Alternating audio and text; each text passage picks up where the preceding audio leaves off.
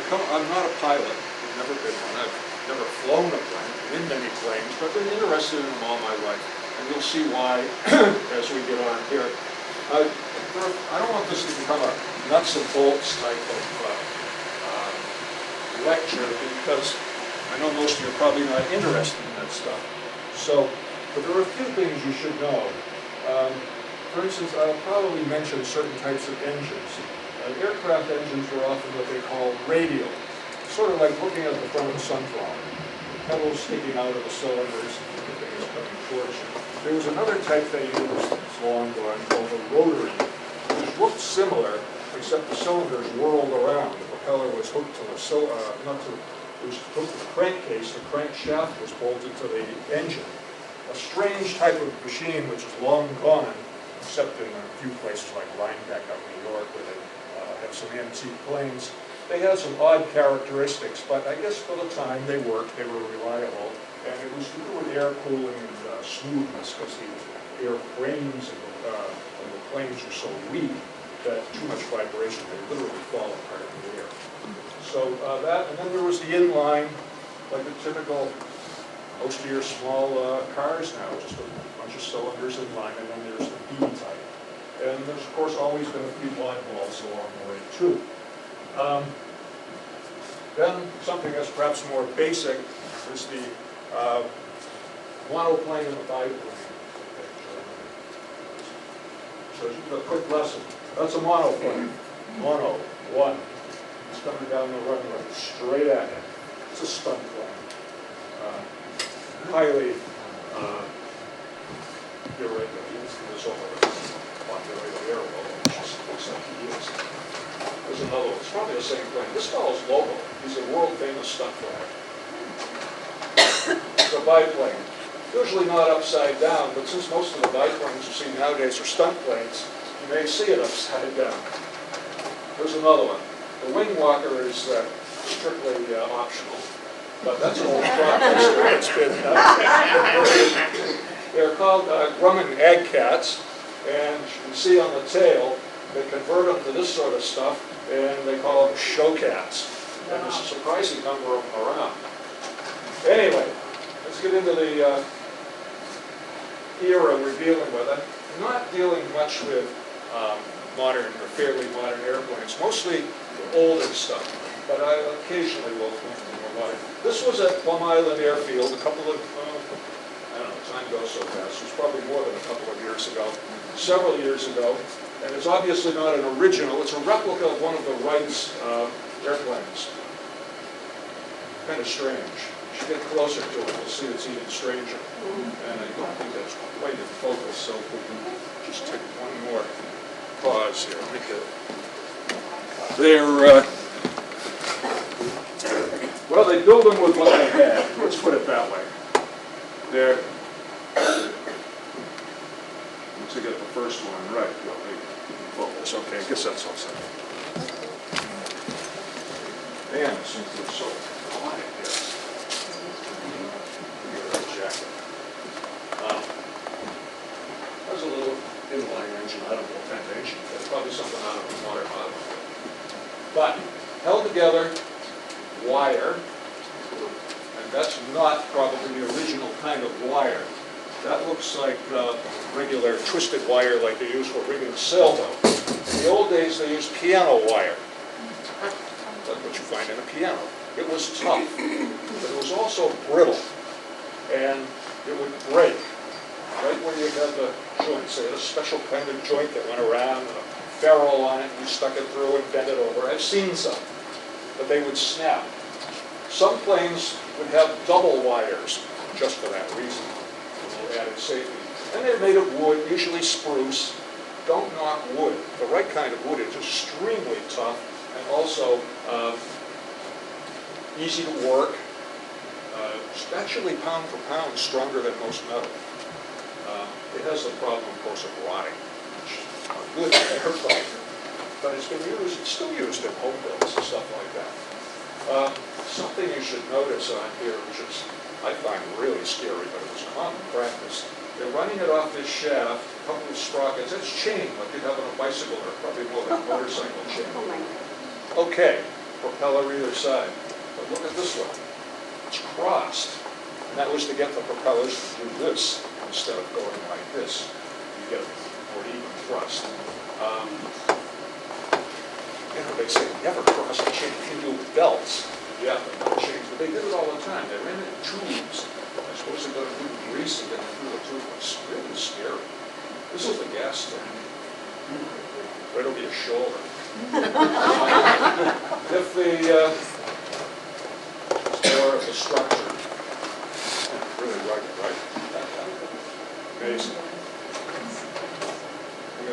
Here, as you can see, one of them crossed. That really bothers me. Lots of wheels under it. This was common for the undercarriage. It worked. Propellers, well, the science of making the propeller wasn't quite what we know today. But they did know one thing. The engine turns faster than the propeller. You know this from bicycle chains. That's important because propellers go too fast, they cavitate. Now, cavitation is when the air, it doesn't run smoothly through the air. It starts, the air gets all messed up, in simple terms. You've probably seen this. You get some teenager out off of Fisherman's Beach there with his outboard, and all of a sudden he yanks the handle to one side, and you hear the boat go, wow, like that. That's cavitation, too. It can wreck a propeller or anything that's kind of messed stuff. So they still do. Keep the propeller turning slowly, as much slowly as it can, still moving along. The engine will run much faster. Because the engine runs faster, it's more efficient. Now, it looks like he's about to take off. He made a run down the runway. I don't really think he ever intended to take off. He went down, he turned around, and he came back. And I saw him going down, oh my God. But these skids had another purpose. Now this one, they've got a tail skid, so it can drag on that. But they used to put the skids closer to the axles, or low. So if they're going along, coming in down the runway, and they had to stop, they'd push the stick forward, not the power, of course, and the front ends of the skids would dig into the dirt. One way to stop. And it wouldn't dig in so hard that it would. Well, that's what Plum Island looks like today. That's a hangar, believe it or not. It's more like it's a Quonset, basically. Yeah, I just took this a couple of weeks ago. It's one of the few airports that we're going to mention today that's still in existence. I don't want to go into all the details. It'll take too long. I'm sure you're not interested, but most small airports in an area like this are gone for one simple reason: real estate values. This is what happened in Revere back in the 60s. It happened in Tewksbury. It happened in Marlborough. The land gets too valuable. The developer comes along. He says, hey, I'll give you $5 million for that piece of land. The guy's a fool not to go for it. This is owned by the Historic New England. It used to be the New England Society for the Presentation of New England Antiquities, or something like that. It was a big convoluted thing. Former operators' contract was on. And they wanted to shut it down because they run the Spencer Pierce Little Farm right behind it. You know, the airplanes are distracting the visitors, especially the little kids who look at that airplane. You know, much more interesting than what they were doing. There was a big hue and cry up there. They said, okay, we'll open it up. We got to put it out to bid. The former owner, extremely spiteful sort of guy, he's suing them with one hand, and he's putting in an application with the other hand. Now, he had a real big chance of getting it, so of course he didn't. So then he starts suing these people, suing everybody around. Just nutty. The one funny thing that happened, he owns a little piece of land across the end of the runway down the other end. So to stop this, you know, it's one of these, they're not playing the way I want. You know, it's my football going home. He said, well, I'll stop them. He puts up a flagpole in the middle of this piece of land right in front of the runway. So of course you can't fly the airplane, so they don't allow that. They went to court, of course. The judge was a Judge Welch from this district, who's a pretty sharp cookie, I understand, although I don't know him. He took one look at the argument and he says, what do you think, I just fell off the turnip truck? Get that thing out of here, or you're going to go to jail. So they squawked and they appealed it. Usually an appeal takes about a year, I guess, to go through. Or 2 weeks later, the appeals court says, get it out of there. So it's history. And he's an idiot. But anyway, the place is and that's the little building, that's the original building. Now, the first operator of this airport was from Swampscott, Johnny Palando, who you may have heard of. He used to run my shoreline imports a few weeks down the street. I've known his daughter for years, but it was only until recently I found out who she was. I knew her by her married name.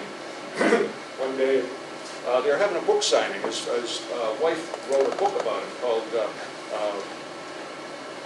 Wings Over Istanbul. If you can get a copy of it, read it. It's quite interesting. Yeah, I understand. Some time ago, yeah. And anyway, he was the first operator. Then he went on to other things and was quite a famous flyer. Actually did a lot of stuff. My father did. And what guy. Anyway, the person who operated after Johnny Palando was Warren Frothingham. Now, my father was an aircraft mechanic all his life. He worked for Warren. During World War II, they closed this place down. It was too near the ocean. I think the Coast Guard made it use it a little bit, but basically it was closed down. And my father, who was working for Warren, went with him to Claremont, New Hampshire, where they were training naval cadets. Now, I can remember this as a very little kid.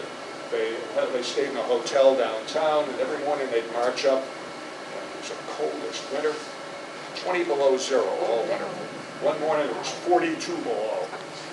These guys were out flying, these little airplanes, no heaters, little Aronkas, Piper Cubs, and he was a good pilot, and the crew he had there were all good. They never lost one. They came very close, though, one time. They had a blizzard came in all of a sudden. These kids were out with no radios, no, any of this modern equipment. Pilots, the instructors, they were soloing. The kids had to go out with more airplanes, just fly around in the raging blizzard, find these kids, and lead them back to the airport. I guess when they get back, I remember my mother or father saying that their faces were just as white as the snow. They were scared stiff. As you can well imagine, but they never lost one. What happened to them in combat, of course, something else. But this is Warren and Di, his wife. This is actually taken at Claremont, but they went back to Long Island afterwards, and I understand from the current operator that Di is still alive. She must be very elderly. Warren died some years ago. And then this fellow, Borden, took over, and his father, they were the ones who caused all the trouble. But Warren was a okay guy. Now, that was my father, about 32 or 33. Just after he trained to be an aircraft mechanic, he also got his pilot's license. And he used to fly down over Marblehead when he was courting my mother. I still have these goggles. They're right in my bedroom, sitting on my desk right now. Someday, I enjoy flying. I'm going to take them, go get one of these open cockpit biplanes, hire them and take a ride. I'm going to put those goggles on. Do another ride. What they do for you, huh? This was the airport in Claremont. And it doesn't look that much different now. I was up there a few years ago. This was taken from our house, which was right next to it. Now it's an industrial park in here. It's all changed. But look at the old hangar still. That was my father with a lifelong friend who lives down in Florida. That's an N3M, for those who are interested in such things. It was a trainer built by the Navy, tough as nails. There's not many of them left because after the war they were used for crop dusters. And the attrition rate of crop dusters, you can probably imagine, is very high, so there's not many of them. There's me. Sitting on a very rare airplane. It's a Brunner Winkle bird, which was made in Brooklyn, New York, of all places. And it was not running when we were up there, but it was right behind our house. I used to play around it all the time. There's me sitting on the table. So I've been around planes a long time, and that's why I'm interested in them. My father, however, never encouraged me to be around especially general aviation planes. The reason was simple. Particularly when he was working during the Depression, the companies would go out of business almost weekly. He had a resume about this long. He was never fired. They would just go out of business. He always worked because the people who could own planes then, well, as now, had so much money they were basically depression-proof. The Crocker Snows and people like that. So they kept going, but the companies would go out of business regularly. And so he'd work for one for a while, and bing, they'd go out. He'd get another job. But he always had work all through the Depression. He didn't want to see me doing that.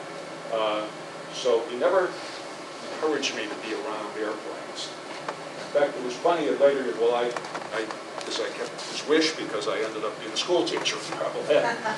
But I always had that interest, though I really couldn't afford to get involved in it. But I used once in a while, this was after he knew I wasn't going to be an aircraft mechanic, he'd take me if they had an emergency. Sometimes he'd be working at Beverly Airport, sometimes across the way, especially at Beverly. Go in the evening, he'd ask me if I'd want to help him. I'd go in and I'd work with him, help him put the plane back together or whatever. And funny, he never said this to me. My mother told me after he died, he said, geez, he's got an aptitude for that stuff. He would never tell me, he didn't want me around planes.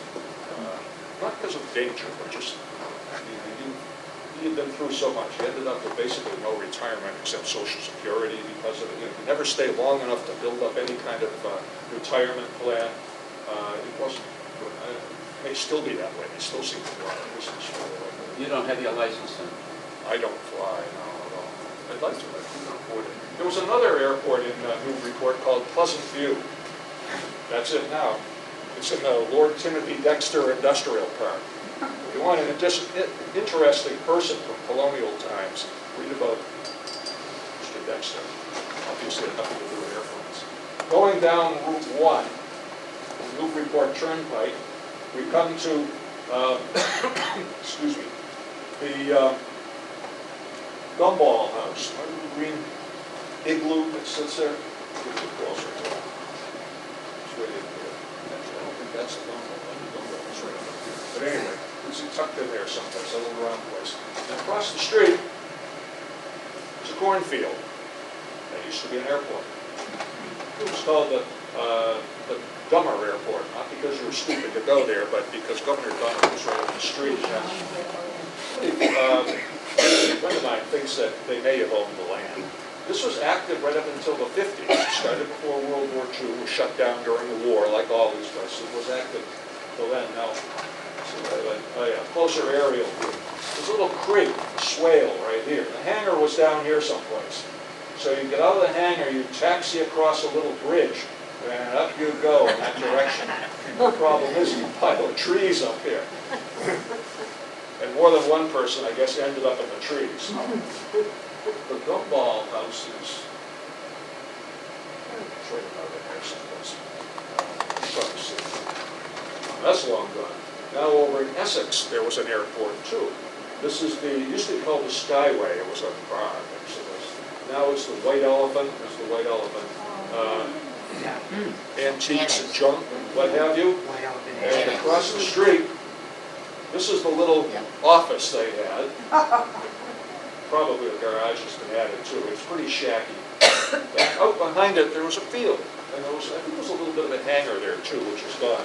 And that was active up until World War II. It was quite a busy little place. Everybody, I guess, that flew out of there went, when the war started, joined the Air Force. They went to Canada to train, and apparently not many of them came back because it never started up again after the war. Now we're down to Beverly. The reason Beverly is still in existence is because it's owned by the city of Beverly, and they're not about to sell it. And those are the kinds of airports that will survive. The little country ones, well, out in the country will survive, but not around here. Now, down to Boston. Obviously, Boston's going to survive. This picture is of a plane that's on a turntable, actually, a train one. And there's compass rose in there, and they push it onto the turntable, use this little handle, and do this and this.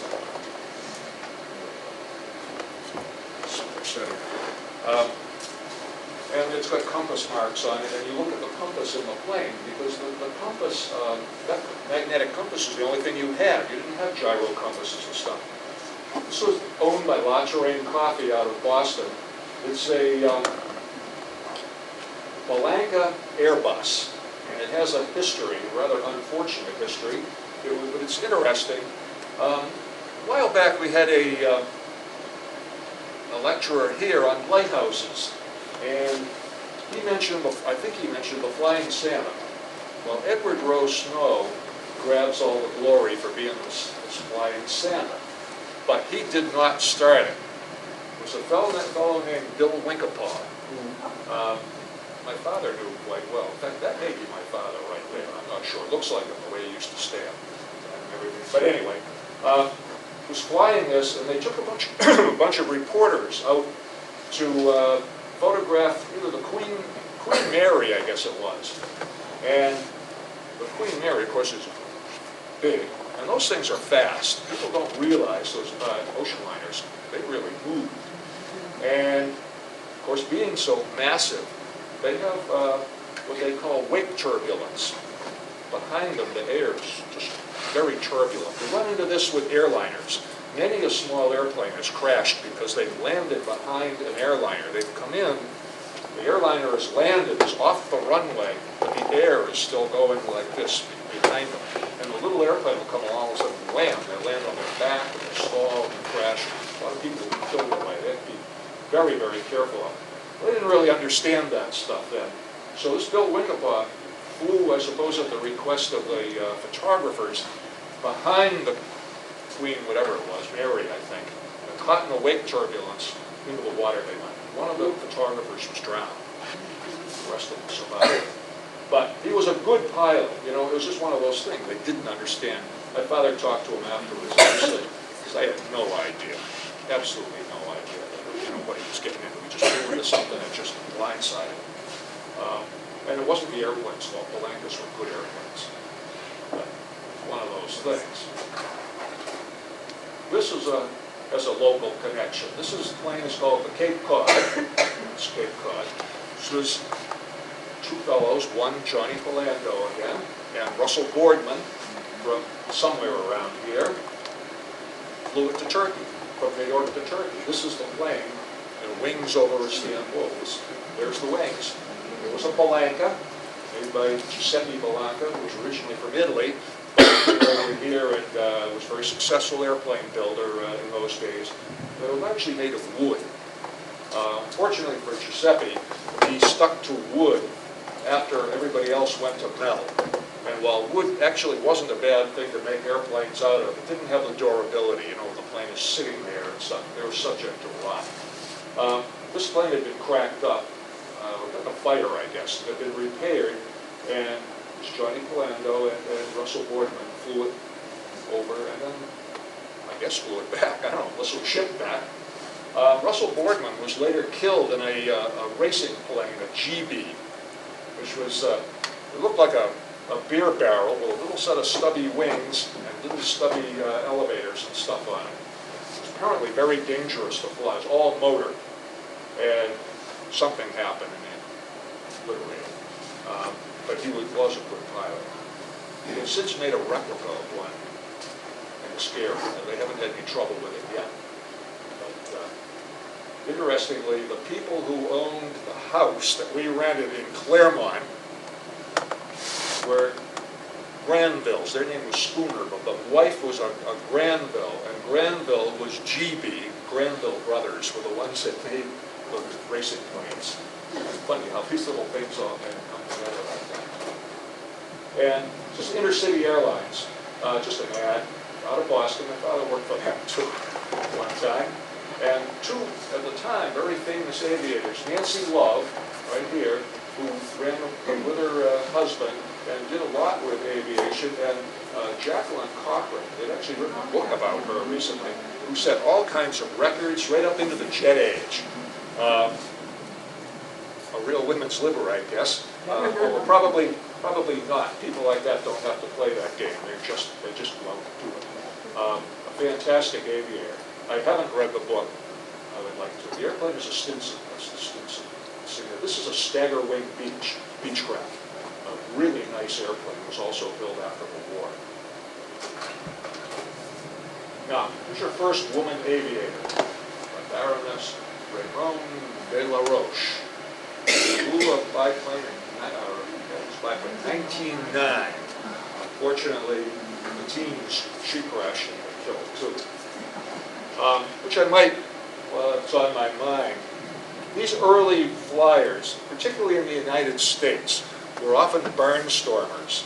They say that 9 out of 10 of them ended up killed in crashes. When, well, I'll get to a little more about Harry Atwood later. He's a Swampscotter. But when he went to the Burgess School to instruct, everybody who flew with him figured they were probably going to get killed.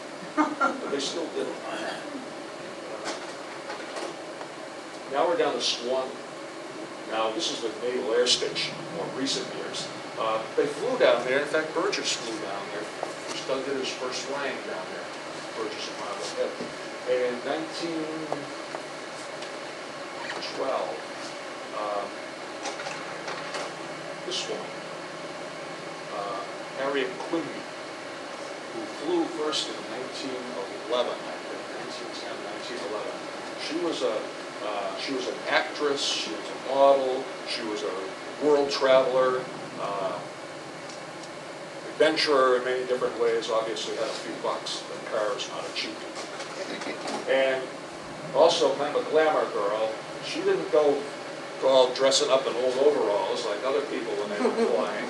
She really dolled up. She thought, hey, just because you're flying, you still should look feminine and look nice and everything. And this was a copy of one of those suits she wore. They were velvet, bluish, purple velvet and all this stuff. Unfortunately, 1912, I'm sorry about this picture. I had some trouble with the people who were processing. Well, trouble with them, but they had trouble with their processing. Some of the pictures came out awful and I didn't have time to remake them. This is the plane, that's her flying that plane. It's a French plane. And that Squantum, she crashed, got killed with her passenger. Now, Ruth Law, who you're going to hear about later from Lynn, saw this, but she blamed it, she said it was because it was a monoplane, not a fighter. So she went on quite a distinguished career. Now we're bouncing over to Revere, along Swire Road, where the Northgate Shopping Center is. A fellow named Julie Goldman, ran an airport there from 1946, I think, till about 62 or so when he sold it. Must have made a fortune on this property. Its beginnings are a little murky. There was a guy named DeCroce or something like that, used to fly out of there. He was quite a character. He had about, I don't know how many illegitimate children, but he always took care of them. He said, well, if I'm going to have them, then I should be man enough to support them. And he did. He was a kind of heavy drinker. He used to fly drunk. One of the things he used to do is loops around like this, and he'd go down and he'd touch the wheels as he came to the bottom of the loop and go right up around like that over and over again. He was a good pilot. They say he flew better when he was drunk than he was when he was sober. I don't know. Well, Julie Goldman was a character too. He was a terrific pilot. He was certified to fly more airplanes than you could imagine. I'm going to do one little scrape. As a friend of mine from Revere said, this is nothing for Revere. He decided he's going to make a seaplane basin over there. The only problem is he didn't own the land, the state did. So he's digging it out, and from what I hear, every truckload he dug out of there, he took over here or to the airport and sold back to the state to either fix 95, that piece that never was built, or the airport or something. I don't know, I can't document that, but so goes the story. As a friend said, Revere was the place where the spice mill there, they took the grindstone out, stuck it out front one night to do something inside the building. The next day it was gone. The grindstone, probably from here to a wall across. So they welcome to Revere. There's Julie Goldman's airport now. So, there's Julie's. He may still be alive. He moved to Beverly. When he retired, moved to Florida. His son-in-law took it over, a fellow named Mike Nadowitz, at Revere Aviation. He's stepping out of his car over in Beverly one day, and wham, it hit by his car. I remember when it happened, reading about the paper some years ago. Now, there was apparently another airport at Revere. A friend of mine was going through some aerial photos up in Newburyport, and he looks at it, and there's the horse track, and this and that. This is Beachmont. Beachmont trolley stop is right over here, the MBTA stop. And I said, sure enough, there's a bunch of little airplanes. He looked at it, there's somebody there. I said, yeah, little airstrip right alongside the creek here. This isn't the Romney Marsh. That's the Romney Marsh, I guess. This is the Romney Marsh School, which wasn't there then. Probably most of these houses weren't either. There's a whole bunch of airplanes lined up there. Can't find anything out of them. Now, there's another bit of Revere Aviation. Here's this is over by Winthrop. It was Holt's Pier. There used to be a dance hall or something, nightclub out on the end of it, and they used to hop passengers. They were flying them out of there. So I can remember when the pier went way out, but they had a couple of nasty storms and they took everything out. But that's all that's left. We're going to hear a little bit more about Holt's Pier later. And now we're in Saugus. Well, the Saugus airfield was quite an important one. Opened up, well, it was a horse track first. There's a racetrack there. And it opened up, 1910-ish, something like that, give or take a little bit. I'm not too good at remembering all these dates. I said, well, I got to find out about it. Went to a meeting at the Saugus Historical Society, and they had some information on it. I asked them where it is, and the guy says, oh, there's kind of a park down there now. Well, my friend from Revere and I went looking. Well, we are glad to be able to find it. I found the location on a road map, a modern road map, believe it or not. We finally get down here, and I took a few pictures. And down on the edge of the swamp. And then he had this brainstorm. Look on Windows Live locally, he says, see if we can see any outline of it. So good idea, I hadn't thought of that. If you look, I've got a closer picture of it. There it is, right there. Now, this is 95. This is a train track that runs underneath. And you get off, and this is where they're building all those houses in the old quarry, which is all right here. No, this is 95. I take it back. This is 95. Okay. Julie Goldman's seaplane base. Put this right here. There's the building the quarry. This is the old train track, the Saugus branch. You get down off of here and you poke around, and you go here, and everywhere, and you get lost a few times, and you eventually end up on a little place right here. There it is. That's it. And that's exactly where it's shown on the road map that I have. Exactly. And there's a little bit of gravel there. I'm sure kids on dirt bikes have done their part to keep it nice and, keep the vegetation on there. But there it is. That's where Ruth Law from Lynn learned to fly. That's where Harry Atwood, the notorious Harry Atwood from Swampscott, sorry folks, who learned about him later, set up a flying school. And it went actually up until about 1922 or so before it folded up. And there's probably one of the run, either this or that there, probably one of the old runways or something. I don't know. It's all kind of beat up now. You can't really tell. Now, good time to bring up Ruth Law. She was from Lynn. She lived over on Fayette Street. Before you've grown too much, Fayette Street was nice back then. It's parts of it a little tough now, but it wasn't then. A friend of mine who's 91 years old remembers her. And you'll see in one of these pictures her wearing like jodhpurs, riding pants, and lace-up boots, and all that kind of stuff. He remembers her being that way. He used to be her paper boy to the family. And there's a square right there off of Fayette called Law Square. Now, I don't know whether it's named for her or somebody in the family, I'm sure. And this is Ruth right here. She had a brother, Rodman. I think she's a daredevil. He was even worse. He was a real character. We'll get to him later, too.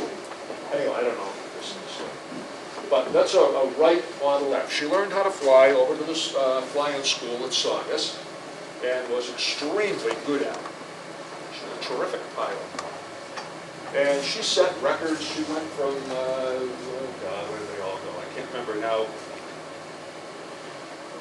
Detroit or Chicago, someplace to New York. And, an altitude record of some 11,000, 12,000 feet, which is pretty high for those old clunker airplanes.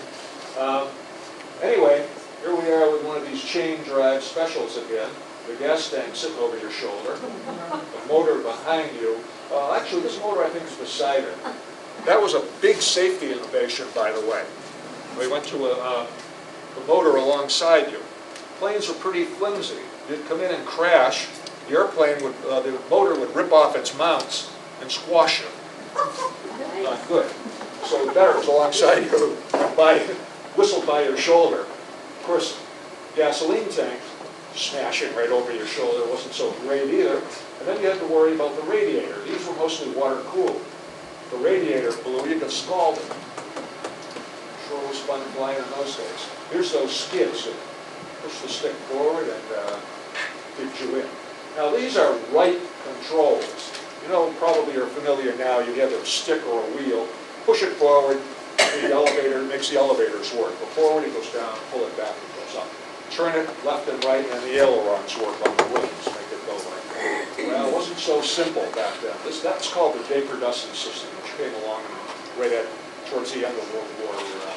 It was a French system. Here's the right system. This one on the left, it goes up and down.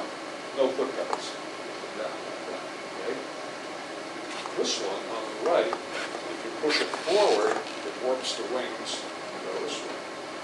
Push it backward, go that way. Now, if you need a little rudder, you can see right here, there's another little lever on the top that goes like this, cables. You can see the cables there.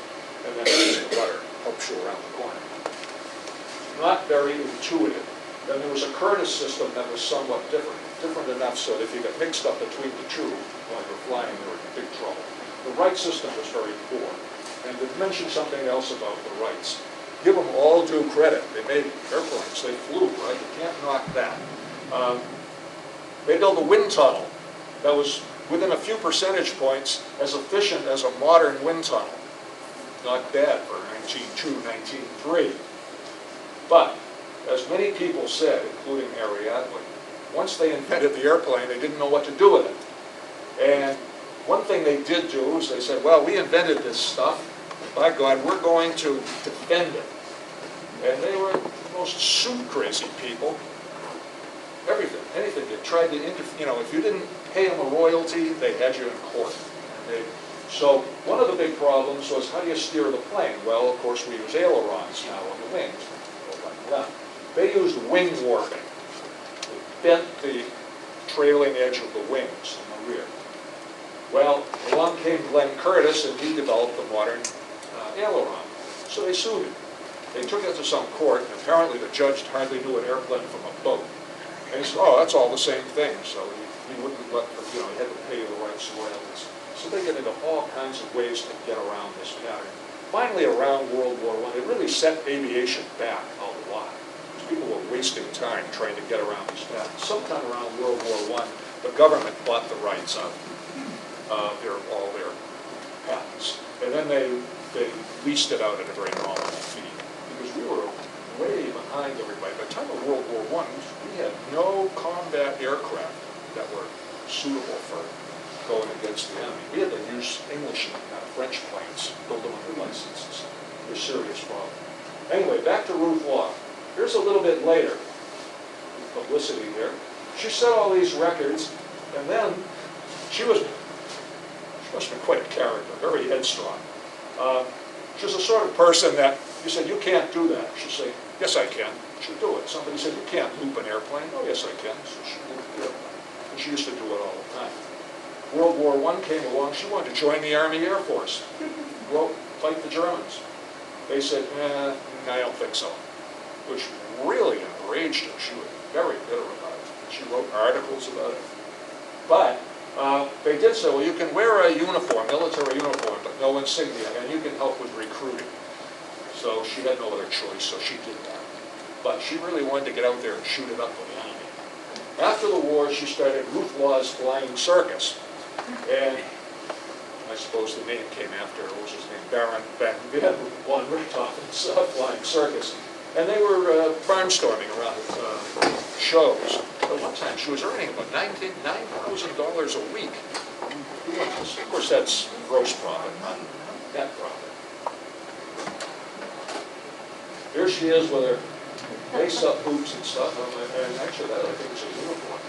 Hat backwards, just like modern teenagers. And this one has the radiator right behind her, and the engine apparently is right behind her too, but nasty business. Here's the right controls, up and down, push forward, left and right, and then here's the rudder on that little rocker on the top. Another picture of it. So every time I look at these things. Look at a close-up of the previous picture. I think it tells a lot about her personality. Notice the hard set of the lips there, the glare back at the camera. You're not going to tell her anything. One independent person. Later we'll talk about her brother, too. What he discovered. Anyway, here's one of her, 900 miles from Chicago to Governor's Island, New York. And she did all kinds of stuff. Anyway, she had this flying circus. Around about 1922, her husband, she was married, her married name was Oliver. Her husband detested this flying. He hated it. He didn't want to see her up there. He cared about it. He instructed himself enough in the mechanics of airplanes. He insisted on inspecting the airplane every time she went up. Probably, it may sound fussy, but probably a good thing. She died in 1970 of natural causes, which is a heck of a lot longer than most of them lived.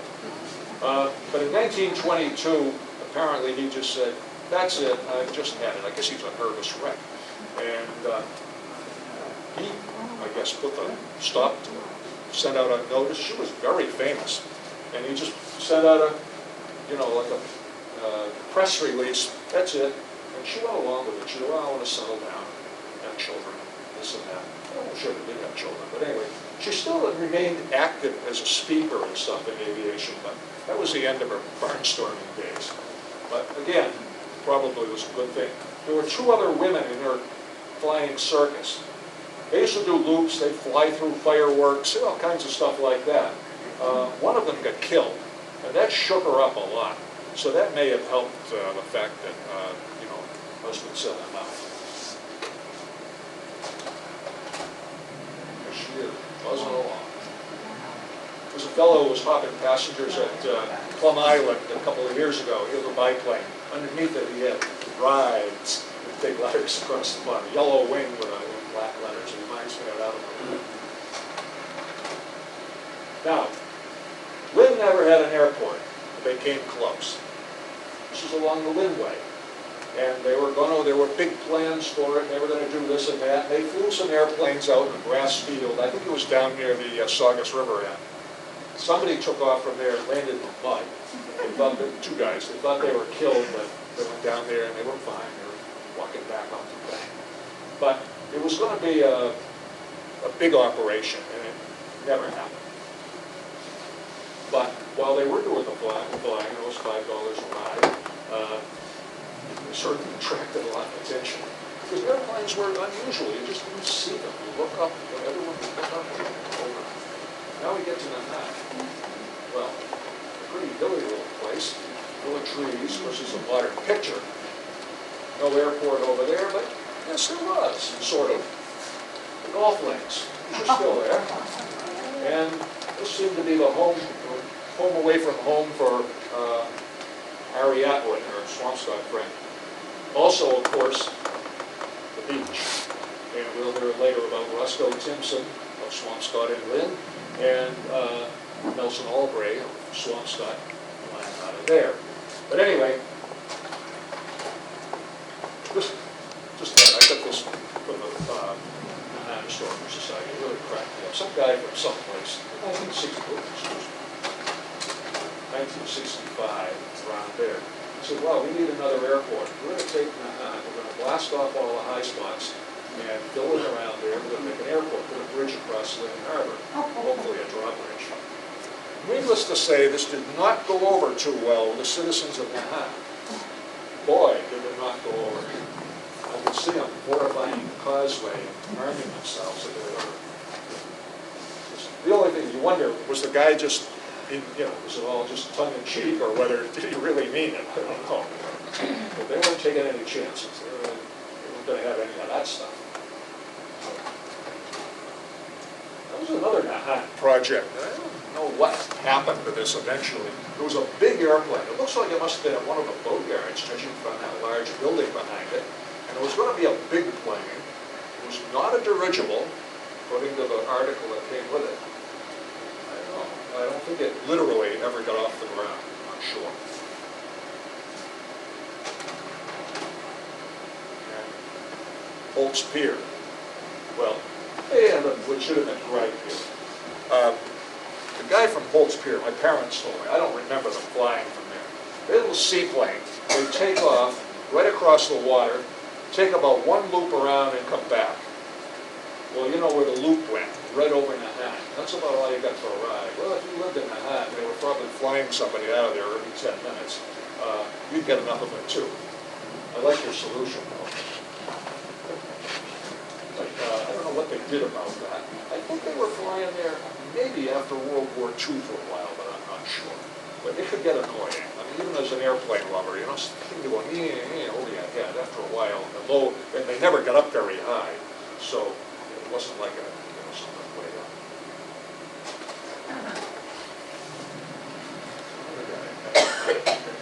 Must be something about the air over there, clear air in the old days. I don't know. All kinds of things going on over there. There's a triple parachute drop. I think what they mean by a triple parachute drop, because they've done it in other places, is it goes up in the balloon, jumps out, comes down on a parachute, cuts that one loose or undoes it, opens up another parachute, comes down, cuts that one loose and comes down on the third one. I think that's what a triple parachute drop is. I'm not sure. Does not sound like a way to stay alive long. This one's really scary. I don't believe this was ever built. How to launch your airplane off the deck of a battleship or whatever. This thing would go round and round and basically fling it into the air. I don't think this one ever flew either, literally. Good thing. Anyway, we're journeying over around Marblehead. We'll be back to Harry later. That's Cat Island in the background. That's a World War II vintage airplane. Billerica Wilmington Airport is another one gone. It's an industrial park now. That's a Cessna. It used to be called a bamboo bomber because it had wooden struts in the wings. Not bamboo, but it was spruce. So, anyway, over to Salem. Santa arrived in the 30s by airplane. Landed at one of the golf courses over there. And made a big hit, obviously. So Salem never had an airport on land, but it had a seaplane base at Salem Willows for hopping passengers. This is later, in the 30s. That's a Fairchild. It's a photocopy of an old newspaper article, so quality is not great, obviously. It's not an amphibian. A seaplane like that, all seaplanes to this day are the same thing. They have a hole that goes through the floats. And you get up on the land, you either pull the tail down or push it up in the air by rocking it on the float. And stick an axle through it, a couple wheels on it, and you can tow it up the land. But it's not a true amphibian. And they did it for a while. I think off and on again for quite a few years. It never amounted to too much. Of course, this true seaplane base.